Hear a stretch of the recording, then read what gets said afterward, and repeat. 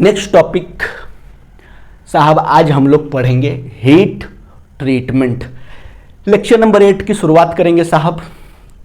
और ये जो टॉपिक है इस चैप्टर का सबसे इंपॉर्टेंट टॉपिक है साहब, जिसका नाम है हीट ट्रीटमेंट।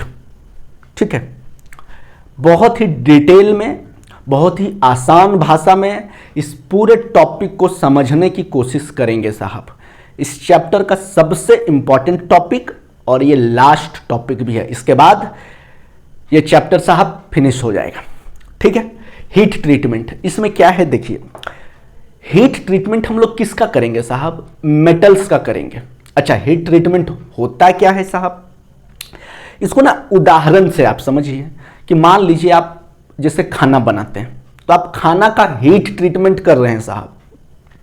कच्चा खाना को जब आप पकाते हैं ना तो उसको आप कहीं ना कहीं हीट ट्रीटमेंट कर रहे होते हैं। जैसे मान लीजिए आलू, भैया आलू का साइज तो आप जान रहे हैं, है ना?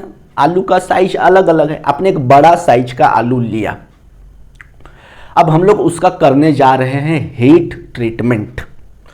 तो आलू को जब हम लोग मान लीजिए उसको बॉईल करना है साहब, तो जब हम लोग उसको गर्म पानी में डालेंगे, इसका मतलब है कि उसको हम क्या कर रहे हैं? हीटिंग कर रहे हैं। या फिर मान लीजिए आलू को पकाना है आपको, तो आलू को आप चूल्हा में डालेंगे, है ना? तो जब चूल्हा में डालेंगे साहब तो आलू होगा गर्म। क्या होगा? आलू क्या होगा? गर्म होगा, जिसको हम लोग क्या बोलेंगे? हीटिंग। आलू का क्या हो रहा है साहब? हीटिंग हो रहा है। तो ऐसा तो नहीं है कि आलू जैसे ही डाले वैसे ही पक जाएगा। पकेगा क्या? उसको आपको कुछ समय तक और एक सफिशिएंट टेम्परेचर में, सफिशिएंट तापमान में आलू को पकाना होगा। बहुत ज़्यादा भी हम लोग तापमान बढ़ा नहीं सकते हैं और बहुत कम भी तापमान हम लोग घटा नहीं सकते हैं। एक सफिशिएंट तापमान पर साहब हम लोग आलू को क्या करेंगे? पकने के लिए कुछ समय तक छोड़ देंगे साहब, जिसको बोला जाता है सोकिंग। वो गर्मी को, आलू जो है गर्मी को धीरे धीरे सोखेगा, और जब सोखेगा तो आलू साहब धीरे धीरे पकने लगेगा। कैसे पकेगा? पूरे अच्छे से पकने के लिए अंदर का एकदम छोटे लेवल पर जाके आलू के अंदर, जिसको बोलते हैं ग्रेन साइज, एकदम छोटे लेवल पर जब आप जाइएगा ना तो आलू देखिएगा पूरे अच्छे से पक जाएगा। इसका मतलब है कि अंदर में उसका कुछ ना कुछ प्रॉपर्टीज में चेंज हो रहा है साहब। समझ गए ना?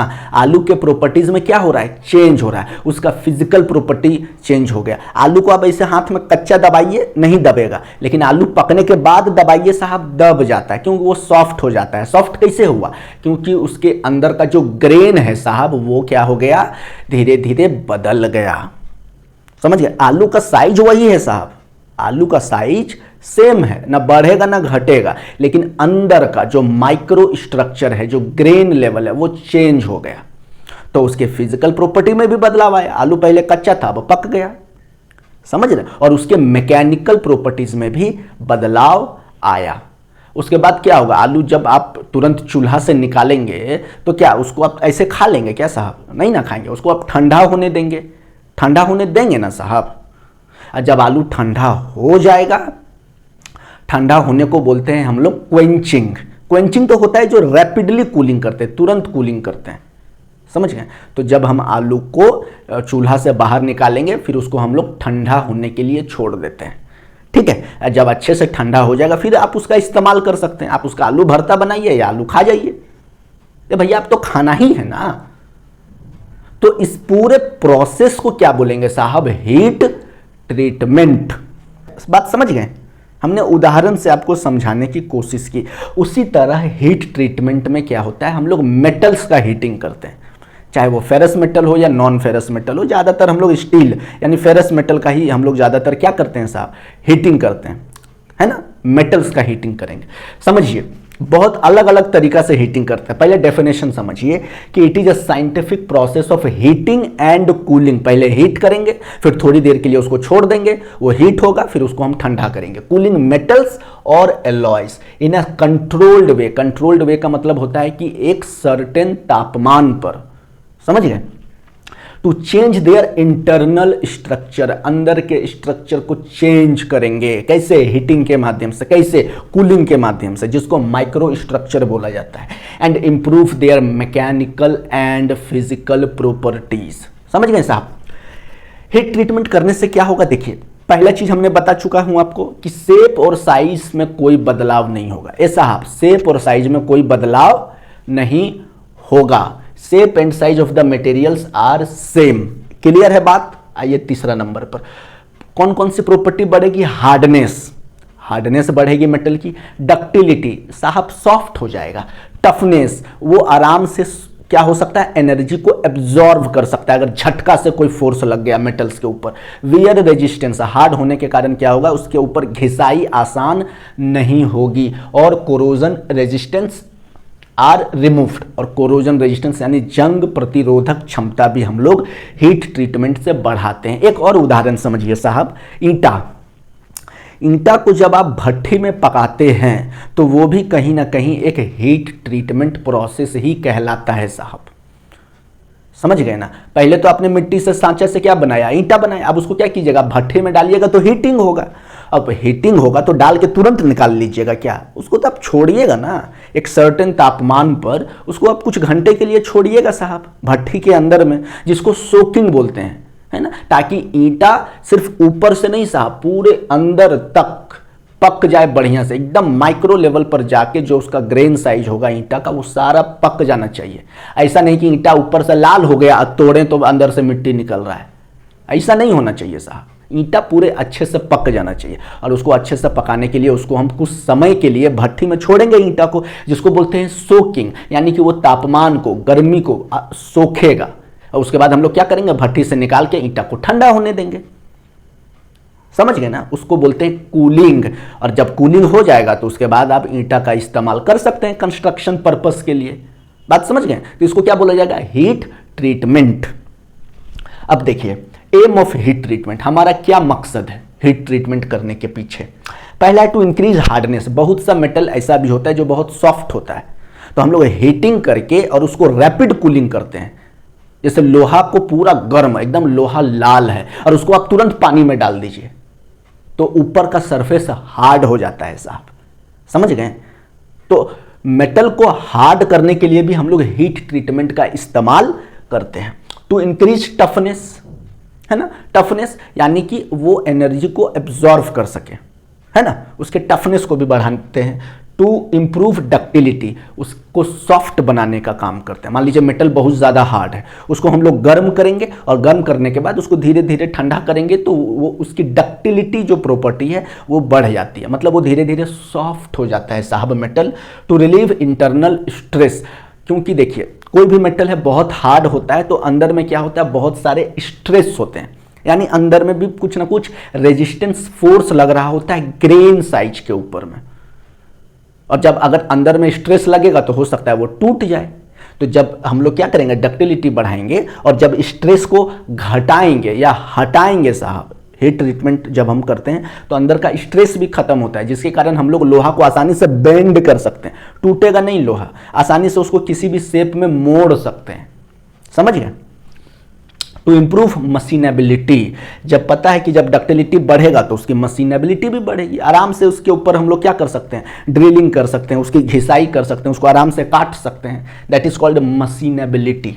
To refine grain structure for uniform properties, और उसका जो ग्रेन स्ट्रक्चर है, ग्रेन यानी एकदम छोटा छोटा कण से जो बना है मेटल्स, उस साइज पर जाके हम लोग क्या करेंगे? उसकी प्रॉपर्टीज को, चाहे फिजिकल प्रॉपर्टीज हो या मैकेनिकल प्रॉपर्टीज हो, उस पूरे जो भी मेटल होगा उस पूरे में सामान्य यूनिफॉर्म तरीके से पूरे प्रॉपर्टी को हम लोग क्या करेंगे? इनहेंस करेंगे। ऐसा नहीं कि आपने खाना बनाया, ये साहब खाना ऊपर से तो पक गया अंदर कच्चा रह गया, इसका मतलब उसमें यूनिफॉर्मिटी नहीं है। बात समझ रहे हैं साहब? तो उसमें यूनिफॉर्मिटी होने के लिए क्या होना चाहिए? खाना पूरे अच्छे से पक जाना चाहिए, ऊपर भी और अंदर भी। बात समझ में आया?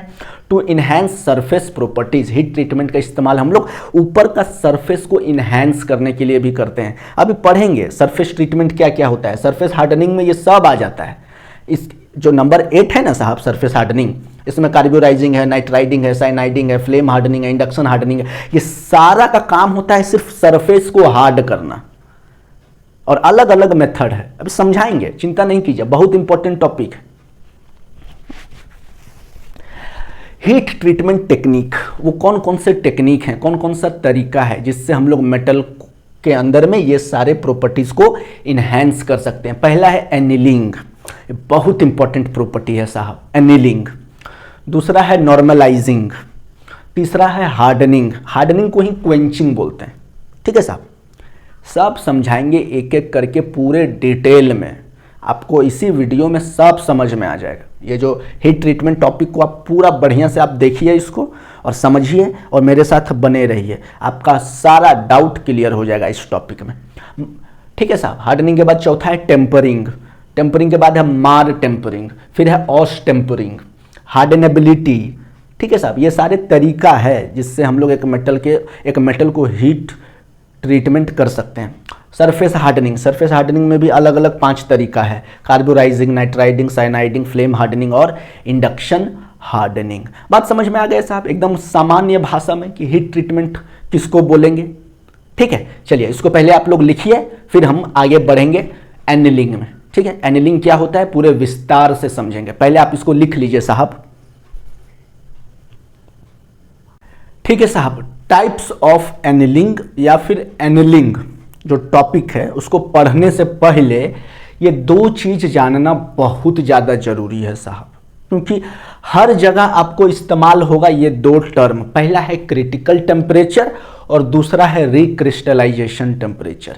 अगर जब आप इसको समझ जाएंगे तो उसके बाद जितने भी तरीके का हीट ट्रीटमेंट मैं बताऊंगा साहब, आपको समझने में बहुत आसानी होगी। ठीक है, तो पहले समझिए कि क्रिटिकल टेम्परेचर किसको बोलेंगे। इसको साहब ना एक उदाहरण से पहले समझिए, अगर हम डेफिनेशन पढ़ देंगे तो आपको समझ में नहीं आएगा, लेकिन इसको आप उदाहरण से समझने का कोशिश कीजिए। ये साहब आप लोग इंजीनियरिंग का बच्चा हैं, आप लोग जरूर जाते होंगे पार्टी में, या आप लोग को डांस करने का तो मन बहुत करता होगा, कभी कभी ऐसा मूड होता होगा कि साहब डांस करेंगे। तो आप बैठे हुए हैं, मान लीजिए आपका मन पसंद लाइक गाना साहब बजिए नहीं रहा है, क्या समझे, आपका मन पसंद लाइक गाना बज नहीं रहा है, तो आप बैठे हुए हैं कुर्सी पर। लेकिन जैसे ही आपका मन पसंदीदा गाना साहब डीजे पर बजा, आपके बॉडी में ना एनर्जी आ गई और तुरंत आप उठ के डांस करना चालू, क्या समझे।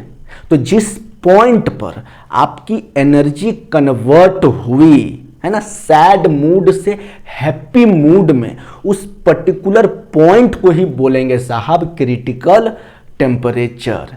बात समझ में आया। अब आइए मेटल्स के ऊपर। मेटल्स क्या होता है साहब, मेटल्स में देखिए पहले डेफिनेशन पढ़िए फिर समझाएंगे कि it is a temperature at which internal structure of a metal changes from one form to another during heating और कूलिंग। ठीक है, क्रिटिकल टेम्परेचर एक ऐसा तापमान, एक ऐसा बिंदु जहां पर क्या होगा साहब, मेटल का एक फॉर्म से दूसरे फॉर्म में कन्वर्ट हो जाएगा।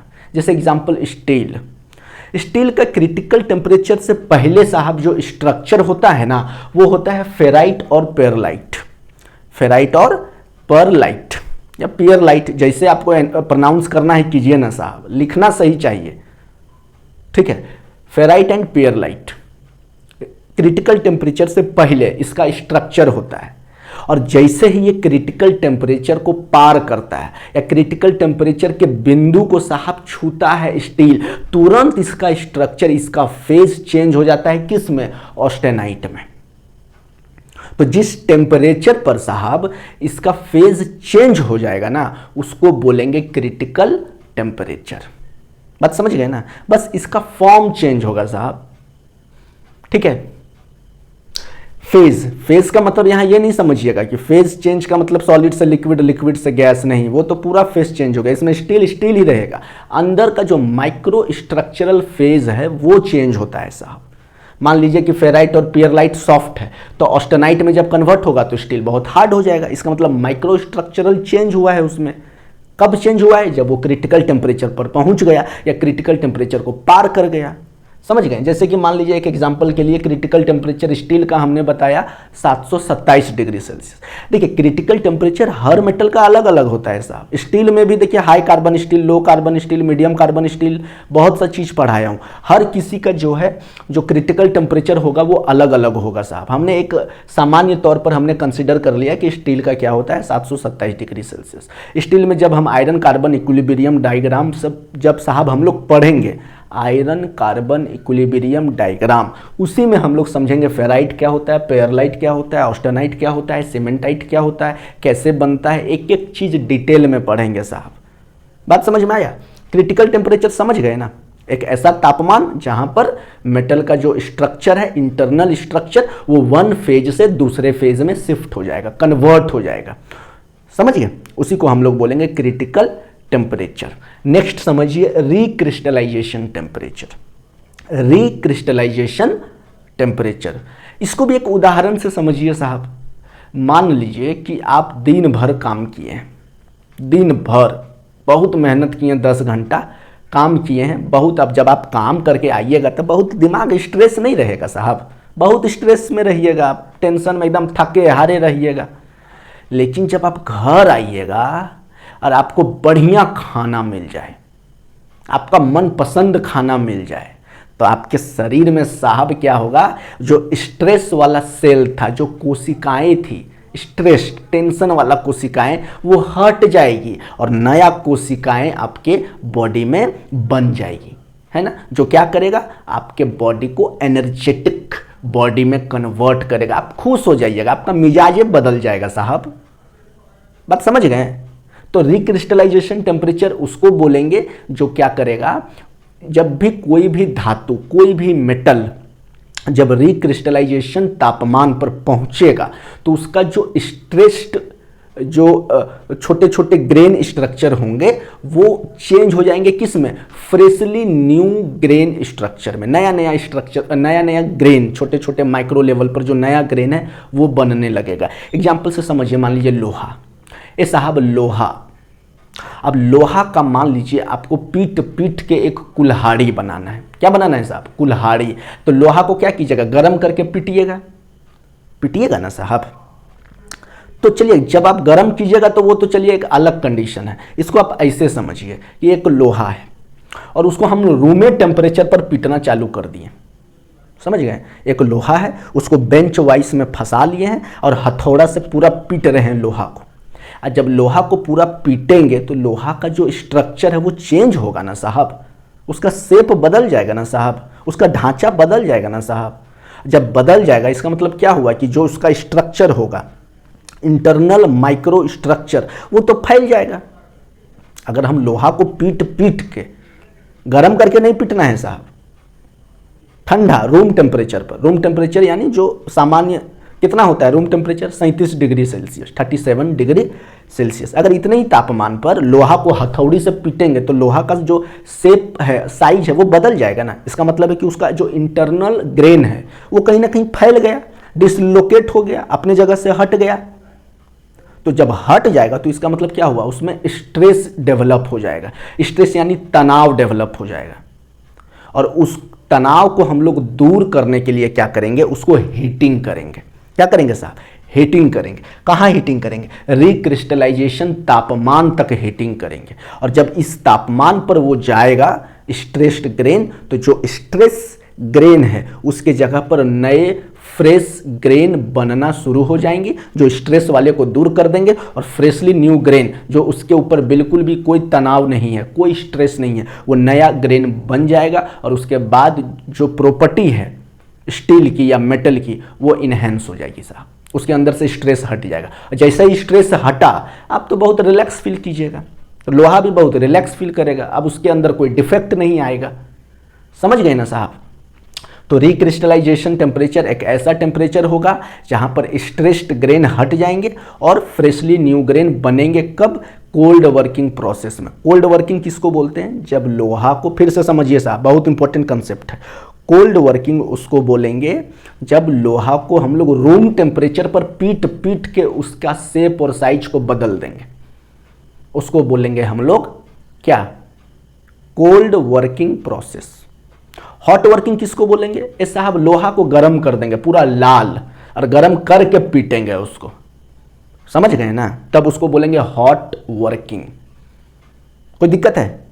चलिए अब मुझे लगता है कि थोड़ा बहुत आपको समझ में आ गया होगा क्रिटिकल टेम्परेचर किसको बोलेंगे और रिक्रिस्टलाइजेशन टेम्परेचर किसको बोलेंगे। देखिए क्रिटिकल टेम्परेचर में नया ग्रेन नहीं बनता है साहब, सिर्फ इसमें फेज चेंज होता है, अंदर ही अंदर फेज चेंज होता है, समझ गए ना।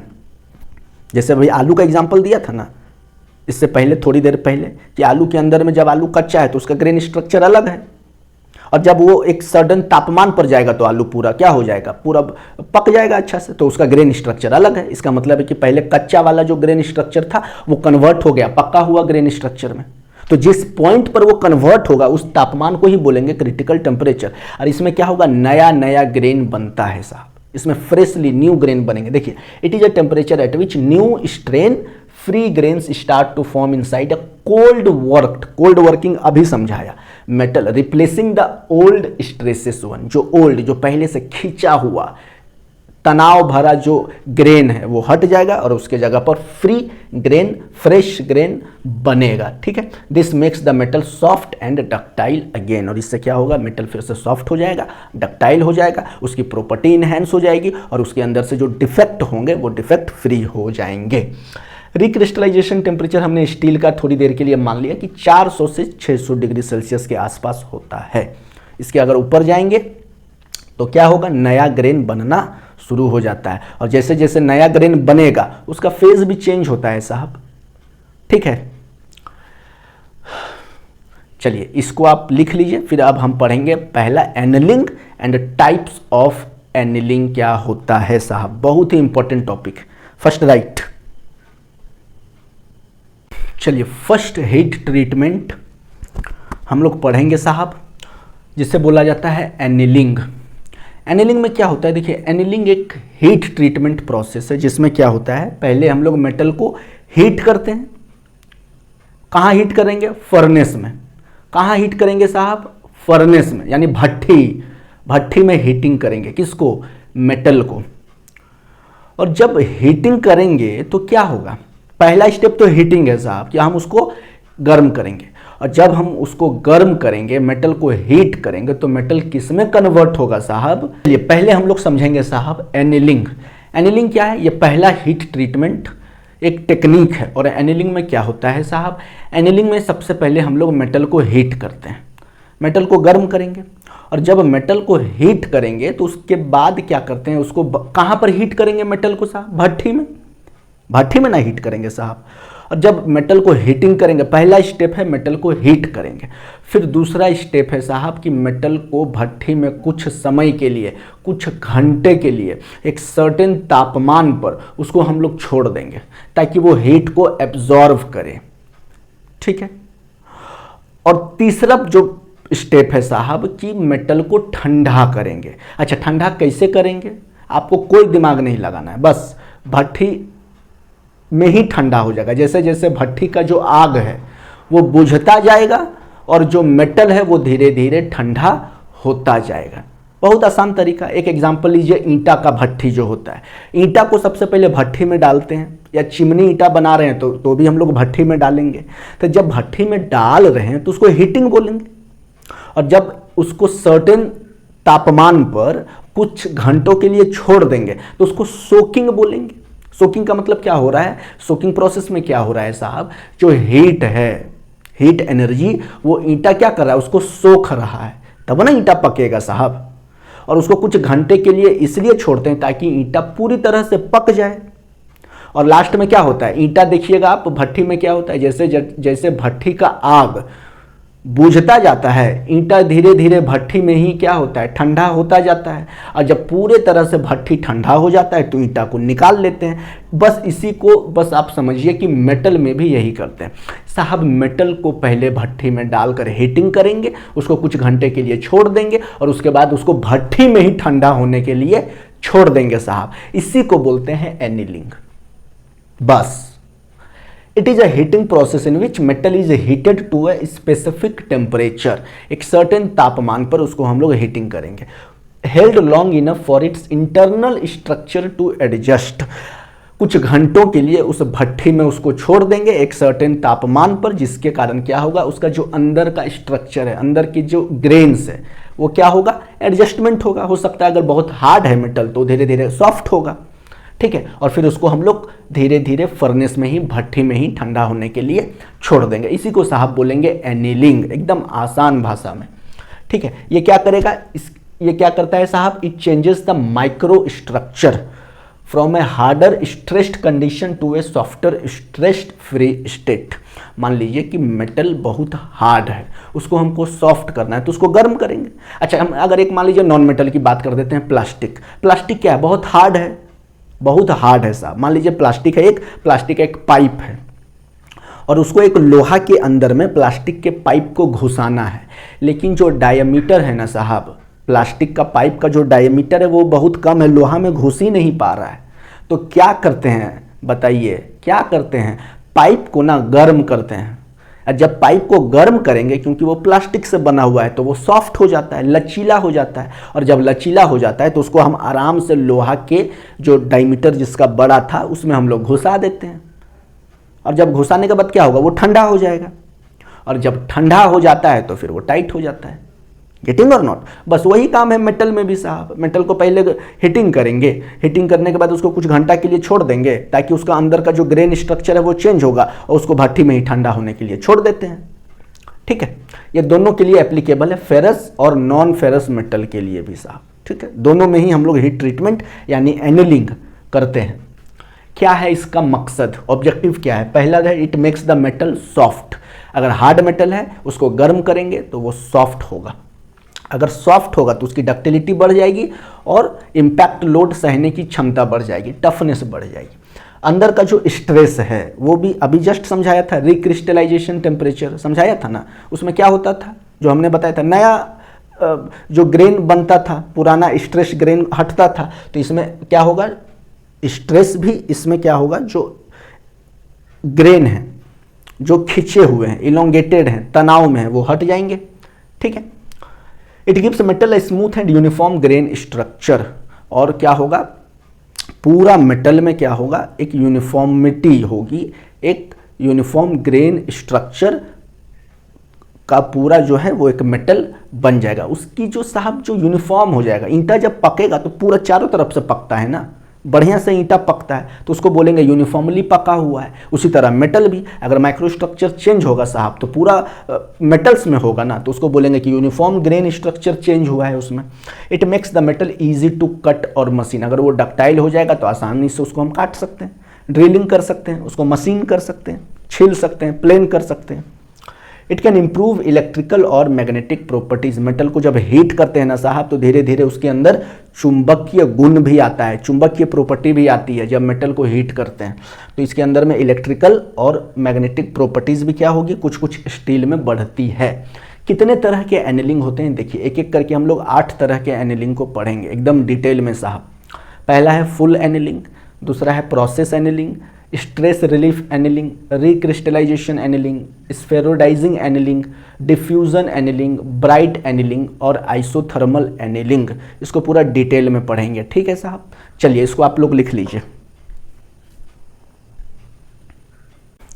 ठीक है साहब। एनीलिंग हमने समझा दिया था, अब हम लोग पढ़ेंगे टाइप्स ऑफ एनीलिंग। टोटल 8 तरह के एनीलिंग हमने यहाँ पर लिख दिया है, इसको हम एक एक करके आपको बहुत आसान भाषा में साहब समझा देंगे। बस 2-2 लाइन का डेफिनेशन है, हाँ समझ जाइएगा तो लिखना बहुत आसान हो जाएगा साहब। फुल एनीलिंग, जो हमने एनीलिंग समझाया था बस उसी को कहते हैं फुल एनीलिंग। इसमें भी साहब वही, पहले हीटिंग करेंगे, फिर थोड़ी देर के लिए उसको हम लोग छोड़ देंगे ताकि उसका इंटरनल स्ट्रक्चर चेंज होगा, और फिर उसको हम लोग फर्नेस कूलिंग कर देंगे साहब, उसी भट्ठी में छोड़ देंगे। धीरे धीरे भट्ठी ठंडा होगा और धीरे धीरे साहब मेटल भी ठंडा होगा। इसी को बोलते हैं full annealing. It is a heat treatment process in which the steel is heated above it's upper critical temperature. Critical temperature बता चुके हैं साहब, ऐसा तापमान जहां पर फेज चेंज होता है, समझ गए ना।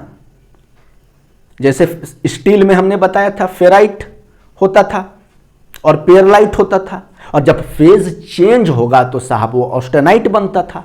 बात समझें?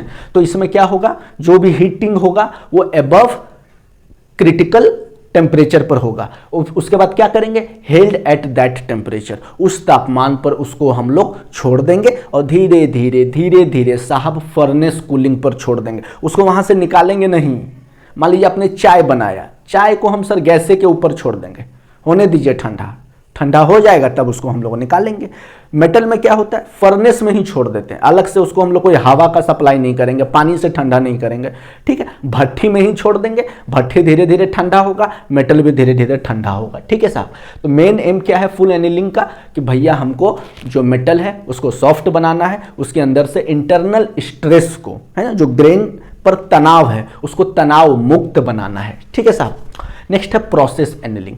प्रोसेस एनीलिंग साहब बिलो क्रिटिकल टेम्परेचर पर किया जाता है। देखिए full annealing above critical temperature पर किया जाता था, लेकिन process annealing below critical temperature पर किया जाता है। इसका मेन मकसद होता है अगेन, जो भी कोल्ड वर्किंग हमने किया है किसी भी मेटल के ऊपर, कोल्ड वर्किंग समझा चुके हैं, कोल्ड वर्किंग, तो उसमें क्या होता है कि जो ग्रेन होते हैं, ग्रेन स्ट्रेस में आ जाते हैं, तनाव में आ जाते हैं, तो उस तनाव भरे ग्रेन को हटाना है, यही मेन मकसद होता है प्रोसेस एनीलिंग का। जिसके कारण क्या होगा, जब उसको तनाव मुक्त हम लोग ग्रेन को हटाएंगे तो उसके अंदर डक्टिलिटी बढ़ेगा साहब, जब डक्टिलिटी बढ़ेगा तो फिर उसको हम लोग बोलेंगे प्रोसेस एनीलिंग, ठीक है। इसमें फेज चेंज नहीं होता है, जो फेज है वही फेज रहेगा। फेज चेंज कब होगा, जब साहब उसको हीट करेंगे अबव क्रिटिकल टेम्परेचर, याद रखिए अबव क्रिटिकल टेम्परेचर पर जब हम लोग हीटिंग करेंगे तब फेज चेंज होगा। अगर बिलो क्रिटिकल टेम्परेचर पर हीटिंग करेंगे तो फेज चेंज नहीं होगा।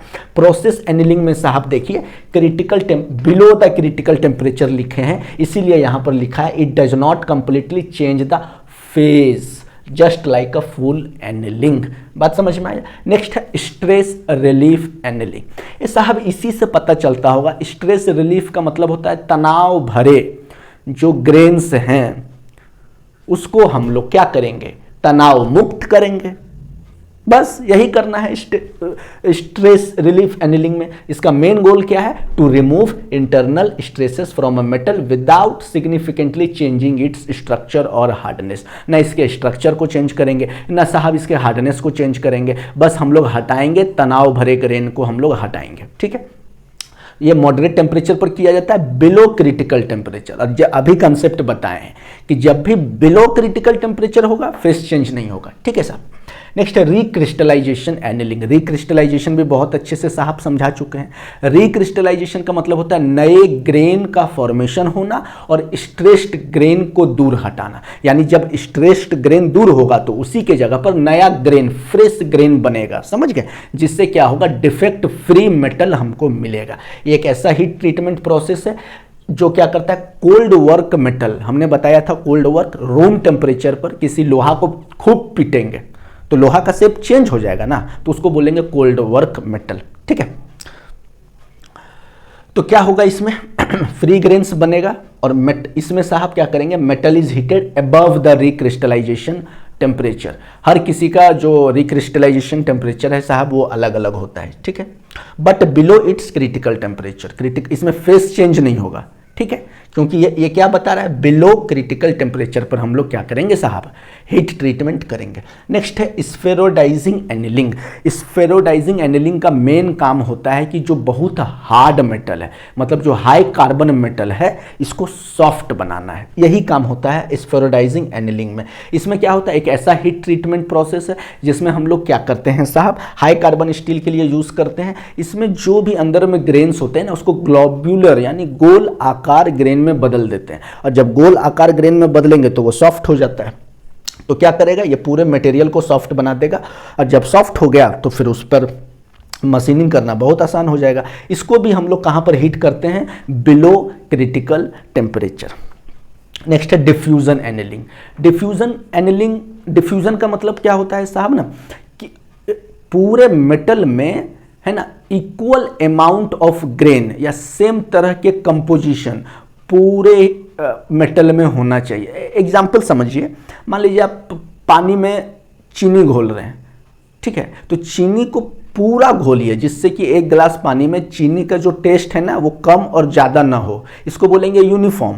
बात समझ रहे हैं ना। उसी तरह से डिफ्यूजन एनिलिंग को होमोजिनाइजिंग एनिलिंग भी बोलते हैं। आप लिख लीजिए डिफ्यूजन एनिलिंग को, जब आप नोट्स लिखिएगा तो लिख लीजिएगा कि डिफ्यूजन एनिलिंग को साहब होमोजिनाइजिंग, HOMOGENIZING, होमोजिनाइजिंग एनिलिंग भी बोलते हैं। एक हीट ट्रीटमेंट प्रोसेस है जिसमें क्या होता है, chemical composition of the metal को इक्वली डिस्ट्रीब्यूट किया जाता है पूरे मेटल में, है ना। मान लीजिए सेग्रीगेट का मतलब होता है, मान लीजिए कुछ इम्प्यूरिटीज़ है, तो ऐसा ना हो कि मेटल में कहीं एक ही जगह पर इम्प्यूरिटीज़ जमा होकर रहे, फिर तो वो नुकसान पहुंचाएगा। जो इम्प्यूरिटीज़ है वो पूरे मेटल में यूनिफॉर्मली डिस्ट्रीब्यूट हो जाए, यही मतलब है डिफ्यूजन एनिलिंग का। ठीक है साहब। इसको हम लोग बिलो द मेल्टिंग पॉइंट, यानी कि हम तो पहले भी बता चुके हैं कि हीट ट्रीटमेंट में शेप और साइज चेंज नहीं होता है, तो मेल्टिंग पॉइंट के बिलो हम लोग करेंगे, और अबव द क्रिटिकल टेम्परेचर। और जैसे ही हम लोग क्रिटिकल टेम्परेचर से ऊपर जाते हैं, केमिकल कंपोजिशन भी मेटल का चेंज होता है, फेज ट्रांसफॉर्मेशन होता है। ठीक है साहब। तो डिफ्यूजन एनिलिंग समझ गए। इसमें जो भी इम्प्यूरिटीज़ होंगे वो एक जगह जमा ना हो सके, इसलिए इसको हीटिंग के द्वारा पूरे इम्प्यूरिटीज़ को, पूरे सेग्रीगेट को इक्वली डिस्ट्रीब्यूट करेंगे मेटल्स में। ठीक है। जैसे मान लीजिए आप एक पिलर ढाल रहे हैं सीमेंट गिट्टी बालू से, तो जब आप ढालिएगा तो ये ध्यान रखिएगा कि ऐसा ना हो कि जो आपका कंपोजिशन है पूरा पतला हो गया और सारा गिट्टी नीचे बैठ गया और बालू सीमेंट ऊपर हो गया, तब तो आपका पिलर साहब बहुत कमज़ोर हो जाएगा ना। तो आप लोग क्या करते हैं, यूनिफॉर्मली डिस्ट्रीब्यूट करते हैं। आप ऐसा घोल बनाते हैं, ऐसा मिक्सचर बनाते हैं जो कि यूनिफॉर्मली आपका पूरे पिलर में सीमेंट बालू गिट्टी जो है वो मिल सके, जिससे कि आपको एक, है ना, स्ट्रेंथ और मजबूत स्ट्रक्चर मिले। वही होता है डिफ्यूजन एनिलिंग। ब्राइट एनिलिंग, देखिए ब्राइट का मतलब होता है कि उसके ऊपर चमक लाना, है ना, किसी तरह का उसके ऊपर हम लोग क्या करेंगे, कोरोजन नहीं लगने देंगे, रस्ट नहीं लगने देंगे। देखिए साहब, रस्ट लगता कैसे, पहले तो ये समझिए कि लोहा में जंग लगता कैसे है। जी, हवा में क्या है साहब, ऑक्सीजन है, और ऑक्सीजन जब आयरन से मिलता है ना तो ये क्या बनाता है, ऑक्साइड लेयर बनाता है, और ऑक्साइड लेयर जो बनता है उसी को तो रस्ट बोलते हैं साहब। तो हम लोग क्या करेंगे कि मेटल के ऊपर ऑक्साइड फॉर्मेशन ना हो, इसलिए हम लोग हीट ट्रीटमेंट जो करेंगे वो वैक्यूम में करेंगे। और वैक्यूम ऐसा होता है जहां हवा भी नहीं होता है, और हवा में ऑक्सीजन है। जब हवा ही नहीं होगा तो ऑक्सीजन भी नहीं होगा, और जब ऑक्सीजन नहीं होगा तो ऑक्साइड फॉर्मेशन नहीं होगा। ये साहब, जब ऑक्साइड फॉर्मेशन नहीं होगा तो रस्ट भी नहीं होगा, कोरोजन भी नहीं होगा, और ऊपर का जो सतह है वो पूरा चमकेगा। बात समझ गए ना साहब, समझ गए। तो ब्राइट एनिलिंग में क्या करेंगे, हीट ट्रीटमेंट को हम लोग क्या करते हैं, एक कंट्रोल्ड एटमॉस्फेयर में करते हैं या वैक्यूम में करते हैं। वैक्यूम का मतलब जहां हवा नहीं होगा, जिससे क्या होगा, surface does not oxidize, surface के ऊपर रस्ट नहीं जमा होगा, सरफेस के ऊपर जंक नहीं लगेगा, और स्केल में यानी कोई इंप्योरिटीज जमा नहीं होगा। और सरफेस जब इंप्योरिटीज कोई जमा ही नहीं होगा तो लोहा जानते हैं ना, लोहा कितना चमकता है। हाँ, अगर उस पर जंक नहीं लगेगा तो लोहा तो हमेशा चमकेगा साहब। तो उसको हम लोग वही करते हैं, ऐसा हीटिंग करेंगे जिस पर जंक नहीं लगता है, और वो हमेशा मेटल ब्राइट और शाइनी अपीयरेंस देगा, चमकेगा हमेशा। ये below the critical temperature of the metal है ना, इसका हम लोग जो भी करेंगे साहब हीट ट्रीटमेंट, वो below recrystallisation below critical temperature पर करेंगे। और लास्ट है आइसोथर्मल एनिलिंग। आइसोथर्मल एनिलिंग में क्या होता है, ये एक हीट ट्रीटमेंट है ये भी साहब। इसमें स्टील को हीट किया जाएगा अब critical temperature, above the critical temperature, और इसमें क्या होगा, हीटिंग करने के बाद इसको तुरंत कूलिंग करेंगे। अब कूलिंग करके दूसरे भट्ठे में डाल देंगे जहां पर तापमान कम होगा। समझिए साहब, आइसोथर्मल एनिलिंग क्या होता है, ये अबव आपका क्रिटिकल टेम्परेचर पर हम लोग क्या करेंगे, हीट ट्रीटमेंट करेंगे। और जब इसको एक प्रॉपर समय पर जब हीट ट्रीटमेंट कर लेंगे तो उसके बाद उसको तुरंत दूसरे फर्नेस में शिफ्ट कर देंगे जहां पर लो तापमान है, जहां पर टेम्परेचर बहुत कम है, और उसको उसी फर्नेस में ठंडा होने के लिए छोड़ देंगे। तो इसको सेम फर्नेस में नहीं छोड़ेंगे, दूसरे लो फर्नेस में डालेंगे जहां पर ये जल्दी ठंडा हो जाएगा। ठीक है। और तब तक ठंडा करेंगे जब तक कि पूरे तरह से जो ग्रेन है वो ट्रांसफॉर्म नहीं हो जाता है दूसरे फेज में, क्योंकि अबव द क्रिटिकल टेम्परेचर है तो डेफिनेटली इसमें क्या होगा, फेज ट्रांसफॉर्म होगा एक फेज से दूसरे फेज। ये पूरा एक्सप्लेनेशन है टाइप्स ऑफ एनिलिंग। मैंने बहुत साफ साफ लिखा है, आप इसे लिख लीजिए। उसके बाद हम लोग किसी और हीट ट्रीटमेंट के बारे में पढ़ेंगे जिसको बोला जाता है नॉर्मलाइजिंग। इसको लिख लीजिए साहब।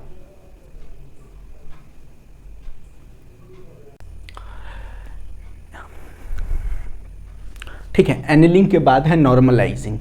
एंड नॉर्मलाइजिंग भी साहब सेम टू सेम एनिलिंग के जैसा है, बस फ़र्क ये है कि एनिलिंग में हम लोग फर्नेस कूलिंग करते थे, फर्नेस में ही छोड़ देते थे, है ना, कूलिंग के लिए। लेकिन नॉर्मलाइजिंग में जो हम लोग कूलिंग करते हैं वो फर्नेस में ना करके एयर के माध्यम से कूलिंग करते हैं। उसको वहाँ से निकाल लेते हैं फर्नेस से, फिर उसको हवा में हम लोग ठंडा करते हैं, ठीक है। तो नॉर्मलाइजिंग क्या है? It is a heat treatment process in which steel is heated, या फिर कोई मेटल है जिसको हम लोग अबव क्रिटिकल टेम्परेचर पर पहले हीटिंग करेंगे, फिर उसको छोड़ देंगे जिसको सोकिंग बोला जाता है, और फिर उसको हम लोग कूलिंग कर देंगे हवा में, जिसको हम लोग नॉर्मलाइजिंग बोलेंगे, ठीक है। इससे क्या होगा? इंटरनल स्ट्रेस क्या होगा? रिमूव होगा, और मैकेनिकल प्रॉपर्टीज साहब इनहैंस हो जाएगा, ठीक है।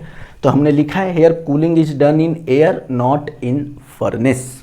नेक्स्ट है हार्डनिंग। हार्डनिंग का मतलब ही आप समझ रहे हैं कि हमको मेटल को हार्ड बनाना है, ठीक है। और जब मेटल को हार्ड बनाएंगे तो उसके अंदर ब्रिटलनेस भी बढ़ेगा, है ना, यानी जो टूटने की जो क्षमता होता है, या भंगुर नेचर हिंदी में बोलेंगे ना, वो बढ़ेगा।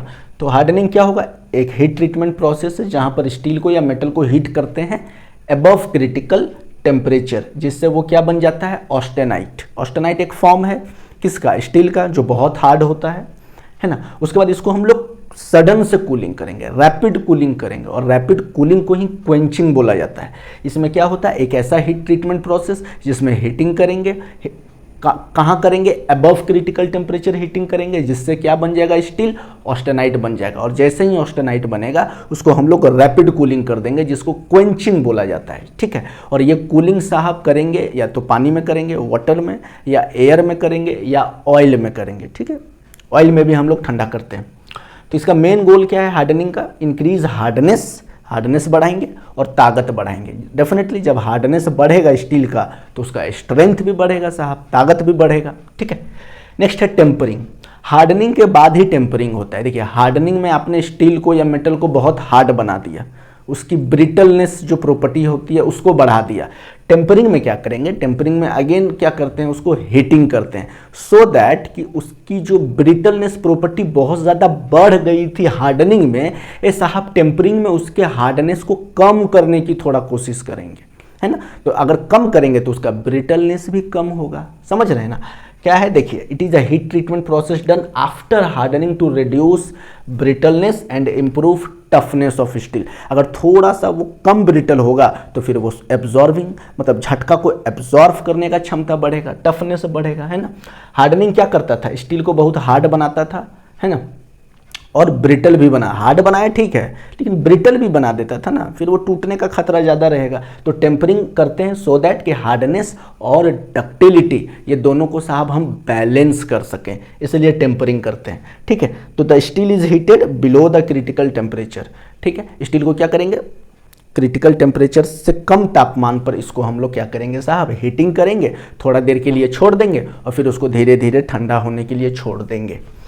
नेक्स्ट है मार टेम्परिंग। समझिए, ये सब प्रोसेस बाई प्रोसेस है ना। हार्डनिंग के बाद टेम्परिंग करते हैं, टेम्परिंग के बाद मार टेम्परिंग करेंगे। मार टेम्परिंग क्या होता है? देखिए, अगेन ये एक हीटिंग प्रोसेस है, हीट ट्रीटमेंट प्रोसेस है, जिसमें स्टील को हम लोग क्या करेंगे? हार्ड करेंगे by quenching. Quenching again rapid cooling करेंगे, ठीक है। कहाँ करेंगे? सॉल्ट बाथ, एक इसको ब्राइन भी बोलते हैं, है ना, ब्राइन बोलेंगे, या फिर ऑयल में हम लोग ठंडा करेंगे। कब तक ठंडा करेंगे? जब तक वो मार्टेनसाइट स्टील का सबसे हार्डेस्ट फॉर्म है, बहुत ज़्यादा हार्ड हो जाता है। जब स्टील मार्टेनसाइट जो माइक्रो स्ट्रक्चर है वहाँ पहुँच जाएगा ना साहब, तो स्टील बहुत हार्ड हो जाता है। तो उसको हम लोग हीटिंग करके फिर हम लोग क्या करते हैं? उसको हल्का सा उसके हार्डनेस को कम करने की कोशिश करते हैं, ठीक है। और फिर उस टेम्परेचर पर, यानी जहाँ पर स्टील सबसे ज़्यादा हार्ड हो जाता है, उससे थोड़ा नीचे तापमान पर लंबे समय तक हम लोग क्या करेंगे साहब? मेटल को हीटिंग करते हैं, जिससे कि क्या होगा? उसका जो ग्रेन है वो यूनिफॉर्मली पूरे मेटल में डिस्ट्रीब्यूट हो जाएगा, और उसके बाद उसको हम लोग हवा में साहब ठंडा कर देंगे, ठीक है, एट रूम टेम्परेचर हवा में ठंडा कर देंगे। तो क्या होगा? ऑस्टेनाइट जो है वो धीरे धीरे कन्वर्ट हो जाएगा मार्टेनसाइट में, ठीक है। मार्टेनसाइट बहुत हार्ड होता है। It harden steel while reducing internal stress. ये हार्ड तो होगा, लेकिन इसके अंदर में इंटरनल स्ट्रेस भी कम होंगे, डिस्टॉर्शन कम होंगे, क्रैकिंग का खतरा कम होगा, ठीक है, यानी मुड़ेगा नहीं स्टील। और क्रैकिंग यानी कि उसके अंदर में क्रैक्स नहीं आएंगे, है ना। स्टील में क्या होगा साहब, अगर ब्रिटलनेस बहुत ज़्यादा होता है तो क्रैकनेस का क्रैकनेस बढ़ता है, लेकिन अगर ब्रिटलनेस कम होगा तो हम लोग क्या करेंगे, उसके अंदर में जो क्रैकिंग है उसको कम कर देंगे इस मार टेम्परिंग हीट ट्रीटमेंट से। ठीक है साहब, समझ गए? इतना लिखिए, फिर हम लोग आगे बढ़ेंगे, ऑश टेम्परिंग पढ़ेंगे इसके बाद, और हार्डनेबिलिटी पढ़ेंगे। ठीक है, आपको बताएंगे इसके बाद, इतना लिख लीजिए आप, फिर मैं आपको समझाऊंगा हार्डनिंग और हार्डनेबिलिटी में क्या फ़र्क है। ठीक है, नंबर 6 है साहब ऑश टेम्परिंग। देखिए, पहले था मार टेम्परिंग जिसमें मार्टेनसाइट आप कॉन्सेप्ट में डालिएगा, ऑश टेम्परिंग में ऑस्टेनाइट आप कॉन्सेप्ट में डालिएगा, अपने दिमाग में डालिए कि ऑश टेम्परिंग में ऑस्टेनाइट। ठीक है, ये क्या होता है, ये भी एक हीट ट्रीटमेंट प्रोसेस है जहाँ पर स्टील को हीट किया जाता है अबव क्रिटिकल टेम्परेचर, जिससे कि ये ऑस्टेनाइट में कन्वर्ट हो जाता है। ऑस्टेनाइट क्या है, एक माइक्रो स्ट्रक्चर है स्टील का, बताए थे ना, फेराइट है, पियरलाइट है, सीमेंटाइट है, ऑस्टेनाइट है, बेनाइट है, ये सब साहब स्टील का माइक्रो स्ट्रक्चर है। जैसे जैसे तापमान बढ़ाएंगे इसका माइक्रो स्ट्रक्चर भी बढ़ता चला जाता है अबव क्रिटिकल टेम्परेचर। ठीक है, तो जब हम ऑश टेम्परिंग में क्या होगा साहब, जब हम लोग मेटल को या स्टील को हीट ट्रीटमेंट करेंगे अबव क्रिटिकल टेम्परेचर तो ये ऑस्टेनाइट में बदलेगा। उसके बाद इसको हम सडन से ठंडा कर देंगे, जिसको क्वेंचिंग बोला जाता है। कहाँ पर ठंडा करेंगे, बाथ टब में, है ना, हमने बताया था अगर सॉल्ट का बाथ टब है तो उसको ब्राइन भी बोलते हैं। और ऑयल में, तेल में भी ठंडा करते हैं इसको, जिससे कि ये क्या बन जाता है, बेनाइट माइक्रोस्ट्रक्चर बन जाता है। ठीक है साहब, मार्टेनसाइट न बन के ये क्या बन जाता है, बेनाइट। क्यों बनता है बेनाइट, क्योंकि ऑश टेम्परिंग को हम लोग क्वेंचिंग कर देते हैं बाथ टब में या फिर ऑयल में। ठीक है साहब, जिससे कि ये बेनाइट बन जाता है, मार्टेनसाइट बनेगा नहीं। मार्टेनसाइट कैसे बनेगा, मार टेम्परिंग में बताए थे।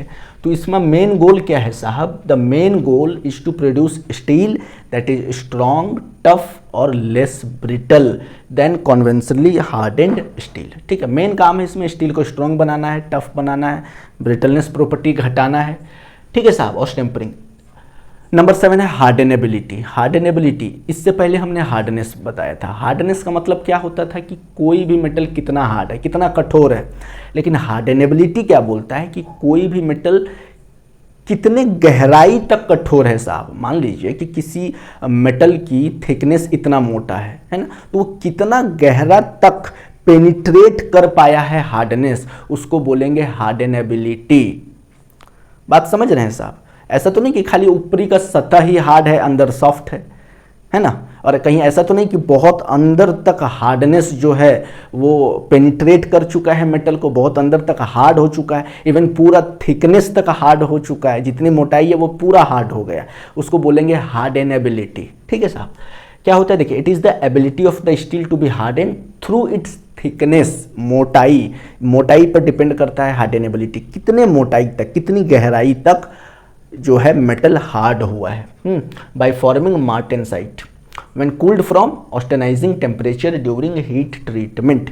जब ऑस्टेनाइट को कूल करते हैं, ऑस्टेनाइट को क्या बनता है, मार्टेनसाइट बनता है, और मार्टेनसाइट और ऑस्टेनाइट के बीच में बेनाइट होता है। ठीक है sir, it tells us how deep into a steel part the hard structure can form during quenching. जब भी हम लोग क्वेंचिंग करते हैं यानी रैपिड कूलिंग करते हैं तो कितना डीप तक जो हार्डनेस है वो पेनिट्रेट किया है मेटल को, है ना, उसको बोलेंगे हार्डनेबिलिटी। हमने नोट में लिख दिया है, देखिए, hardenability is different from hardness. A steel में have very hard surface but a soft core. अगर हार्डनेस की बात करें तो स्टील हो सकता है कि ऊपरी सतह बहुत मजबूत है और अंदर का सतह सॉफ्ट है ना, तो उसको हार्डनेस बोलेंगे। लेकिन हार्डनेबिलिटी क्या बताता है कि वो कितना यूनिफॉर्मली जो है, जो हार्डनेस है वो पेनिट्रेट किया है किसी भी मेटल को। ठीक है साहब, यह है हार्डनेबिलिटी। लास्ट टॉपिक पढ़ेंगे हम लोग सरफेस हार्डनिंग, और कितने तरह के सरफेस हार्डनिंग होते हैं, इसको आप लिख लीजिए साहब।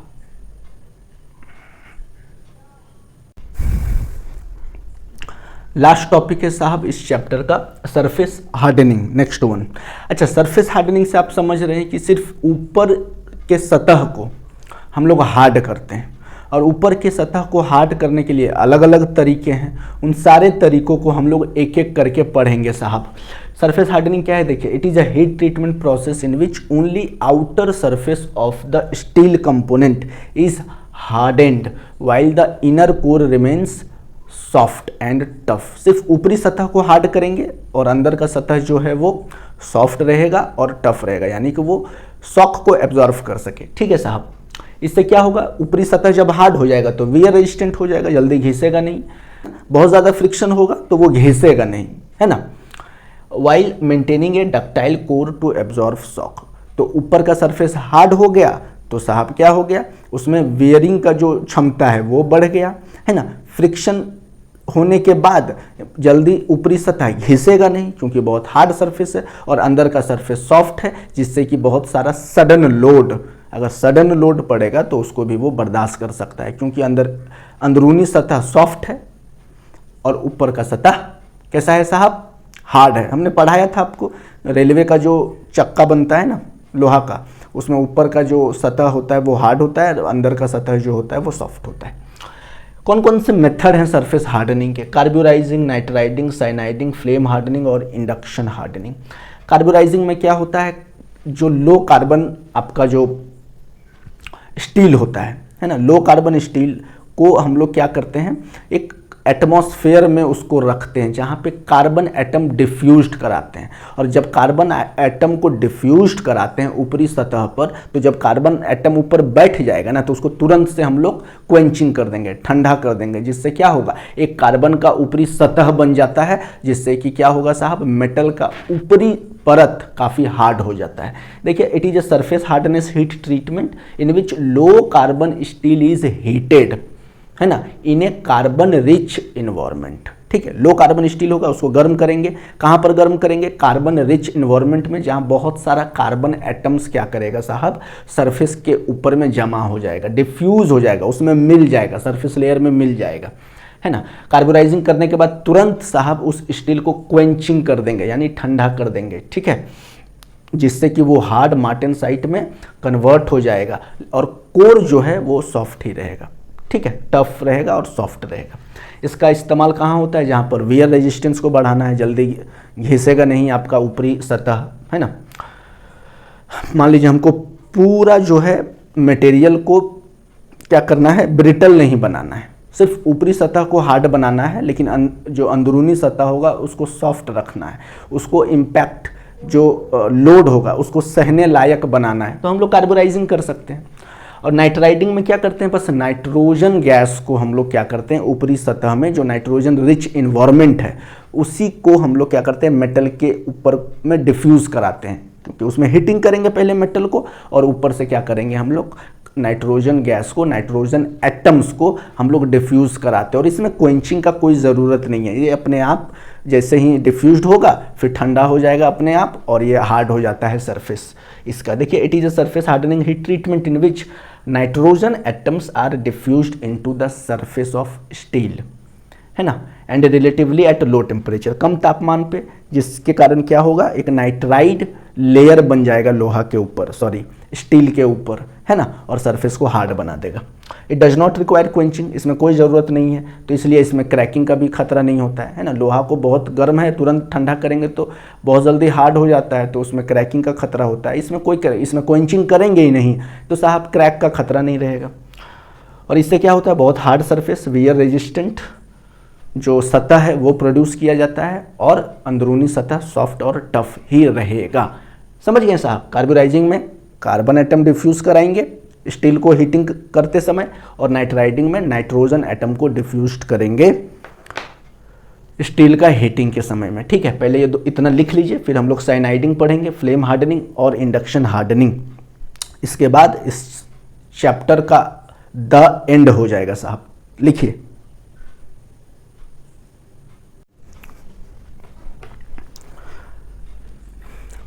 नंबर 3 है साइनाइडिंग। साइनाइडिंग क्या होता है, ये भी साहब एक तरह का सरफेस हार्डनिंग मेथड है, सरफेस हार्डनिंग हीट ट्रीटमेंट है, जहाँ पर स्टील को क्या करते हैं, कार्बन और nitrogen rich molten salt bath में क्या करते हैं, इसको हीटिंग करते हैं। तापमान कितना होता है 800 डिग्री सेल्सियस। कार्बोराइजिंग में कार्बन एटम को डिफ्यूज़ कराते थे, नाइट्राइडिंग में नाइट्रोजन एटम को डिफ्यूज़ कराते थे, और साइनाइडिंग में कार्बन और नाइट्रोजन दोनों को डिफ्यूज़ कराते हैं on the surface of the metal. ठीक है, उसके बाद हम लोग क्या करते हैं साहब,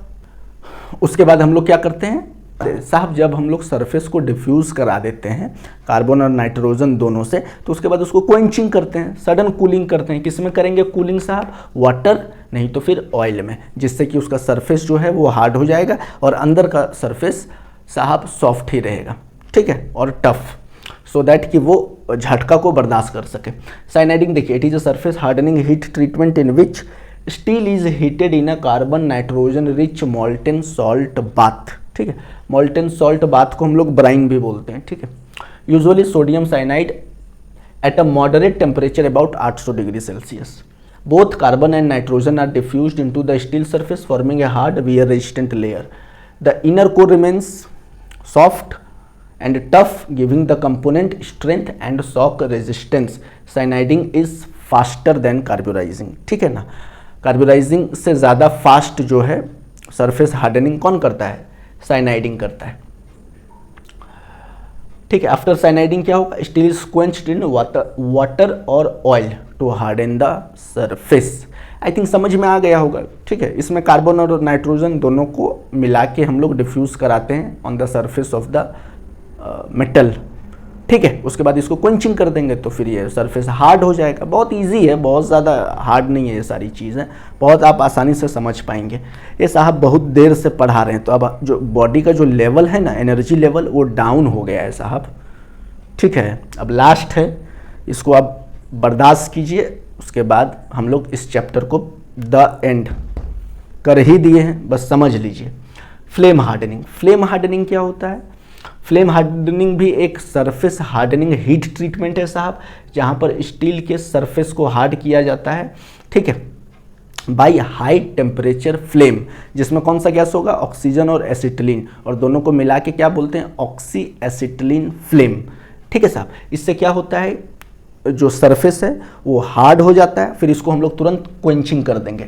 ठीक है, किस में करेंगे, वाटर, ऑयल या फिर पॉलीमर सोल्यूशन होता है, उसमें भी हम लोग क्वेंचिंग करते हैं, जिससे कि हमारा सरफेस हार्ड हो जाएगा, वियर रेजिस्टेंट हो जाएगा। ठीक है, इसमें भी सिर्फ सरफेस लेयर को हार्ड किया जाता है और अंदर का सरफेस जो होगा वो सॉफ्ट होगा और टफ होगा। लास्ट है इंडक्शन हार्डनिंग। इंडक्शन हार्डनिंग में क्या होता है साहब, जो स्टील होगा या जो मेटल होगा उसको इलेक्ट्रोमैग्नेटिक इंडक्शन के माध्यम से उसको हीटिंग करेंगे, वो बहुत जल्दी गर्म हो जाएगा, बहुत जल्दी हीट हो जाता है ना। वो देखे थे ना हम इलेक्ट्रोमैग्नेटिक इंडक्शन, जैसे मान लीजिए ये कंडक्टर है और ये इलेक्ट्रोमैग्नेटिक इंडक्शन है, इसको जैसे ही अंदर घुसाएंगे ये तुरंत गर्म हो जाएगा, तुरंत लाल हो जाएगा। कैसे हो जाएगा, because of the AD current, है ना। अब ज़्यादा हम उस इलेक्ट्रिकल इंजीनियरिंग में नहीं जाएंगे, बस आप इतना समझिए कि इंडक्शन हार्डनिंग में जो स्टील होता है वो क्या होता है, इलेक्ट्रोमैग्नेटिक इंडक्शन के कारण जो वो क्या होता है, तुरंत से गर्म हो जाता है ना। तो ये भी एक तरह का हीट ट्रीटमेंट है, और इसके बाद इसका हम क्वेंचिंग कर देते हैं तुरंत। ठीक है साहब, और जैसे ही क्वेंचिंग करेंगे फिर उसका जो ऊपर का सरफेस है वो हार्ड हो जाएगा। तो सिर्फ सरफेस लेयर ही इसमें हीट होता है, लेकिन कोर जो होगा सॉफ्ट और टफ ही होगा, क्योंकि इसको क्रिटिकल टेम्परेचर से अबव हीटिंग नहीं करते हैं। ठीक है, ये फास्ट है, प्रिसाइज एंड लोकलाइज हार्डनिंग, जितना हमको चाहिए हार्डनिंग उतना ही हार्ड होगा साहब, है ना। और इसका सबसे ज़्यादा इस्तेमाल कहाँ होता है, इंडस्ट्रीज में होता है। ठीक है, समझ गए। तो इस तरह से जो फर्स्ट यूनिट है सबसे इम्पॉर्टेंट यूनिट है, और मैंने इसको बहुत ही डिटेल में हमने आपको नोट्स प्रोवाइड किया है, हमने आपको इसका एक्सप्लेनेशन प्रोवाइड किया है। आप इसे बार बार देखिए, है ना, जब तक आपके भेजा में चीज़ें घुस नहीं जाती तब तक आप देखिए, इसको समझिए, इसको लिखिए, प्रॉपर नोट्स बनाइए, और इसको जब आप पढ़ेंगे तो यहाँ से आने वाली जितने भी कॉम्पिटिटिव क्वेश्चंस हैं, चाहे वो कोई भी एग्ज़ाम हो, इंजीनियरिंग से रिलेटेड जो भी एग्ज़ाम हो, वो ये नोट्स मोर देन सफिशिएंट है आपकी सरकारी और सेमेस्टर एग्ज़ाम की प्रिपरेशन के लिए। ठीक है, आप पढ़िए, मेहनत कीजिए, सफलता ज़रूर आपके कदमों को एक दिन चूमेगी। ठीक है साहब, इसी के साथ फिर हम मिलेंगे किसी नए चैप्टर में, किसी नए टॉपिक के साथ। तब तक आप हमको इजाज़त दीजिए, अपना ख्याल रखिए। जय हिंद।